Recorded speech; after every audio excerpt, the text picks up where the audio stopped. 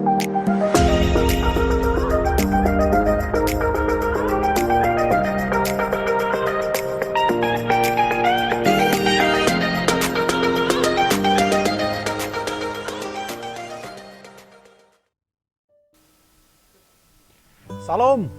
puji Tuhan, kita memasuki bulan yang kedua di tahun ini. Pertolongan Tuhan tetap nyata bagi kita. Masih tetap bersama GKC Jakarta dalam belajar firman Tuhan. Kali ini kita akan berbicara tentang pemeliharaan Tuhan sepanjang tahun.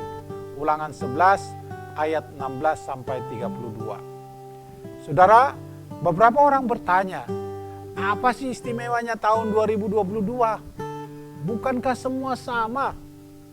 Apalagi tahun ini, di awal tahun kita pun sudah mengalami serangan kembali dari COVID yang namanya Omikron. Bukankah sama dengan tahun sebelumnya? Tentu, tahunnya bukanlah istimewa. Namun yang istimewa adalah pemeliharaan Tuhan kepada umatnya sepanjang tahun, bahkan sepanjang masa. Tahun boleh saja silih berganti, namun pemeliharaan Tuhan tetap senantiasa bagi kita. Tentunya bukan karena memasuki tahun yang baru di bulan yang kedua, kita harus menjadi optimis. Melainkan karena kita memiliki Tuhan yang hebat, maka kita optimis untuk menjalani hidup di tahun ini. Nasihat firman Tuhan meneguhkan kita untuk memasuki sepanjang tahun ini. Firman Tuhan yang pertama ingin mengatakan kepada kita bahwa hati-hati terhadap rayuan, ayat 16. Firman Tuhan menegaskan supaya umat Tuhan mewaspadai bujukan sehingga meninggalkan ibadah kepada Tuhan serta berpaling kepada Allah lain. Sebagaimana yang diuraikan di ayat 16.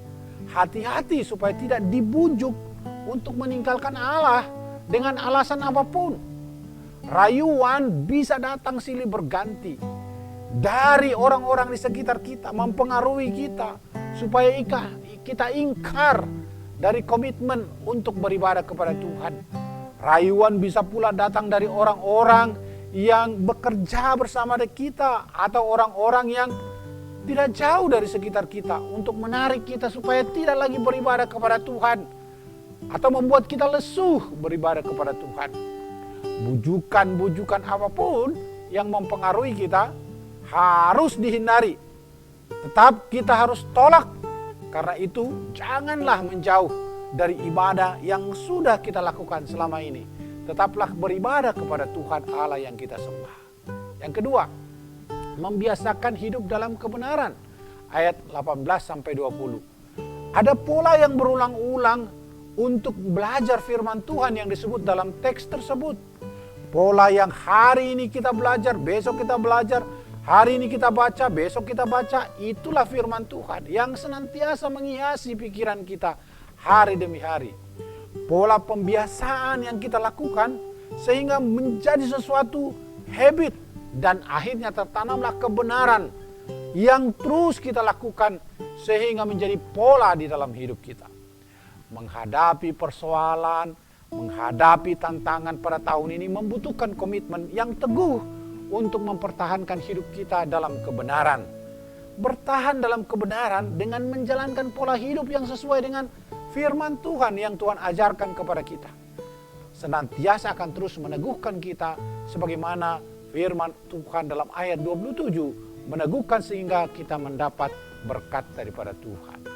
Ketiga, berlaku setia kepada Tuhan. Ayat 32 berkata, maka haruslah kamu melakukan dengan setia segala ketetapan dan peraturan yang kupaparkan kepadamu hari ini. Tentu kita tetap berharap kepada Tuhan dalam menapaki hidup sepanjang tahun ini. Kesetiaan kita kepada Tuhan adalah langkah sebagai pembukti ketundukan kita kepadanya. Setiap kita diharapkan untuk setia dalam mempertahankan hidup beriman kepada Tuhan Yesus, apapun kondisi yang kita alami. Kesetiaan tersebut dilakukan dengan komitmen, dengan beribadah kepada Tuhan, melayani Dia, memberikan hidup, bahkan memuliakan Dia sepanjang hidup kita. Apapun yang kita alami di tahun ini, tetaplah setia kepada Tuhan. Susah senang, tetap setia kepada Tuhan. Tuhan senantiasa akan memberkati kita dalam memasuki tahun ini dan melanjutkan kehidupan kita.